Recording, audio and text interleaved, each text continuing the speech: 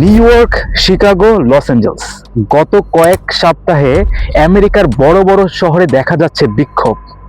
কোথাও রাস্তা ব্লক, কোথাও পুলিশের ব্যারিকেড, আর কোথাও রাতের অন্ধকারে হঠাৎ করে অভিযান। প্রশ্ন হলো, কার বিরুদ্ধে? এই সংস্থাটি হলো আইসিই। আইসিই পুরো নাম ইমিগ্রেশন অ্যান্ড কাস্টম এনফোর্সমেন্ট। 2003 সালের 9/11-এর হামলার পর জাতীয় নিরাপত্তার যুক্তিতেই এই সংস্থাটির জন্ম। কাগজে কলমে আইসিই এর কাজ হলো অবৈধ অভিবাসী নিয়ন্ত্রণ করা, কিন্তু বাস্তবে এই সংস্থাটির হাতে এমন কিছু ক্ষমতা আছে যা অনেক সময় সাধারণ পুলিশের কাছেও থাকে না।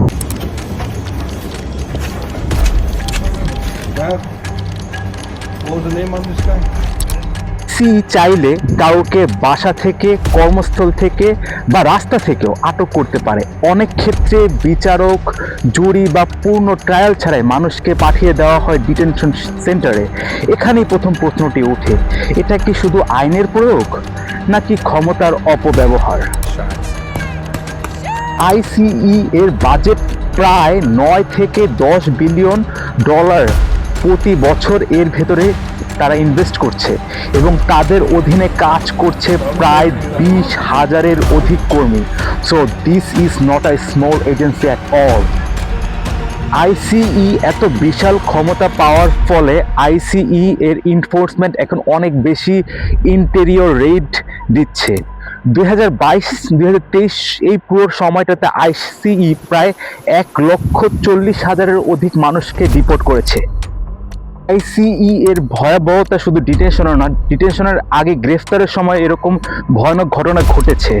সেপ্টেম্বর 2025 ইলিনয়েসের ফ্রাঙ্কলিন পার্ক এলাকায় আইসিই এর এজেন্টের গুলিতে মারা যান সিলভেরিয়া ভিলেগাস গঞ্জালেস, যার বয়স ছিল মাত্র 38। রিপোর্ট অনুযায়ী আইসিই তাকে গাড়ি থেকে বের হওয়ার সময় আটকাতে যায়। তিনি পালানোর চেষ্টা করে, যেটা স্বাভাবিক। তারপর এজেন্ট গুলি করে এবং তিনি মারা যান। এবং সবচেয়ে দুর্ভাগ্যের ব্যাপার ছিল, তার কাছে কোনো প্রকার লেথাল অস্ত্র ছিল না।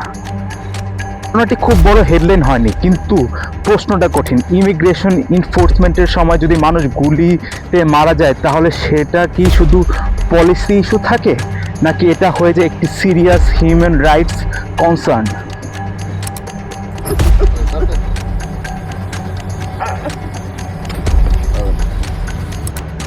এই অবস্থায় শেষ প্রশ্নটা খুবই সিম্পল।